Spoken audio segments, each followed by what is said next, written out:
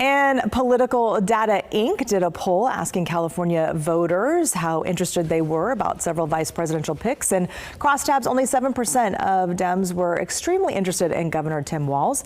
And we have political expert Paul Mitchell joining us here in studio, the vice president of Political Data Inc. So tell us a little bit more about that poll. Yeah, so we did a poll where we actually asked about all the different candidates that were being talked about, like Gretchen Whitmer or Josh Shapiro, Mark Kelly.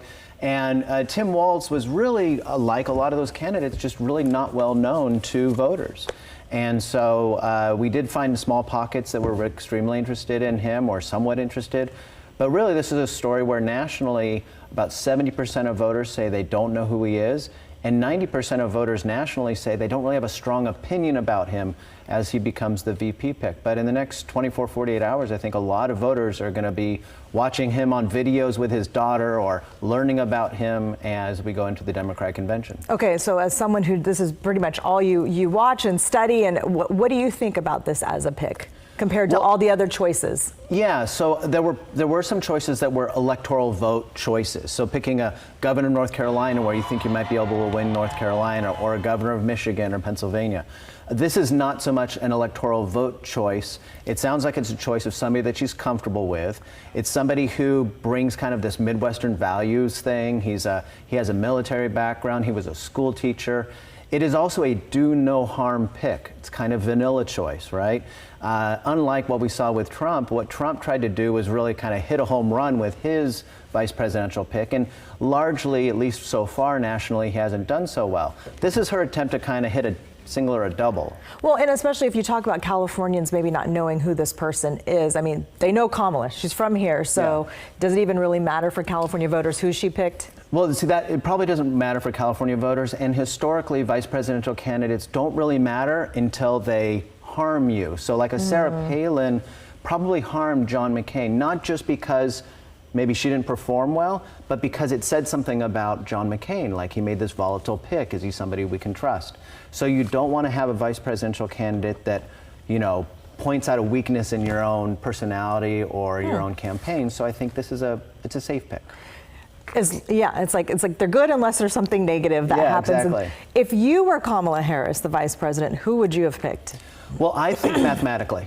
And so mathematically, you think the possibility that one of these candidates would have given you a 1 or 2% improvement in a state, and you think about the number of electoral votes in all of those states. So the math would have suggested Josh Shapiro. Mark Kelly could have been a good math argument as well because of Arizona. But there's even a lot of debate among all the academics and people who do modeling and polling about, is that idea that a vice presidential candidate can help you get a state, is that a myth or is it reality? And so, what have we seen historically? 0.04% improvement in a state where you have the vice presidential candidate. So it doesn't really matter then? Largely doesn't, unless we're meeting on this couch in November and we've lost Pennsylvania by 1,400 votes. Then maybe we could say, was that vice presidential pick right? But overall, picking a candidate that balances her as a candidate that a vice president and a presidential ticket together that kind of reaches different parts of America, and this candidate reaches rural voters. It could actually improve her lot in a place like the Central Valley.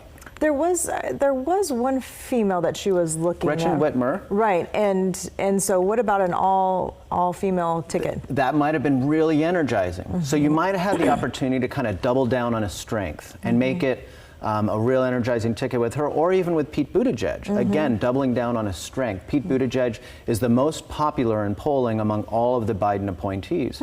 So you could have had that strategy, but again, that's the idea of like the baseball's coming down and you want to hit a home run. You could whiff it, but what she did is kind of just like tap out a single or a double. Something safe. Something safe, get us to the convention, and then the rest of the campaign. It's a short campaign.